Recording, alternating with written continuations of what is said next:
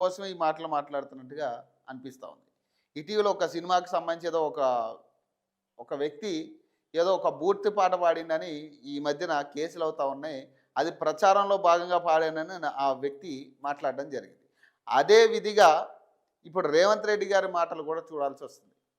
కేవలం ప్రచారాల కోసమే ఫ్రంట్ పేజ్లో వార్తలు రావడం కోసమే ఈ వ్యాఖ్యలు చేస్తున్నట్టుగా కనపడతా ఉంది.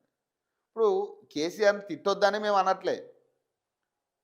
బరాబర్ 10 సంవత్సరాల్లో జరిగింది కూడా ఏం లేదు తెలంగాణకి. కాబట్టే కాంగ్రెస్కి పట్టం కట్టారు.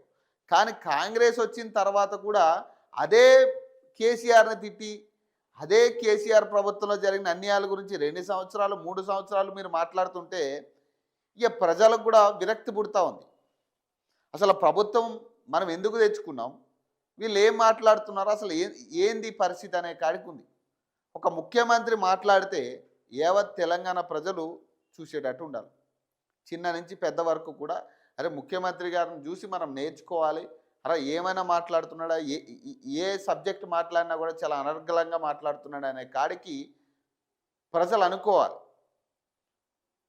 సో అది ప్రధానం. కానీ ఒక ముఖ్యమంత్రిగా రేవంత్ రెడ్డి గారి స్పీచ్ చూడకూడదు అని చెప్పే స్థాయికి పిల్లలకు కూడా అరే ఈ స్పీచ్లు చూడొద్దరా మీరు పాడవుతారని చెప్పే కాడికి సిచ్యువేషన్స్ వస్తూ ఉన్నాయి. ఇది ఒక రేవంత్ రెడ్డి గారే కాదు, 3 పార్టీల్లో కూడా ఇదే పరిస్థితి కనపడతా ఉంది. 3 పార్టీ నాయకుల ప్రచారంలో కూడా ఇదే తంతు కనపడతా ఉంది. ఒకరిని తిడితేనే అది పబ్లిసిటీ అవుతుంది, ఒకరిని తిడితేనే అది జనాలు చూస్తారు అనే కాడికి తయారైనవి పాలిటిక్స్ కూడా. కేవలం ప్రచారాలకి ప్రమోషన్స్కే ప్రాధాన్యం ఇచ్చి ప్రజల అవసరాలు ప్రజలకు కావాల్సిన అంశాల మీద మాట్లాడడం పక్కన పెడతా ఉన్నారు.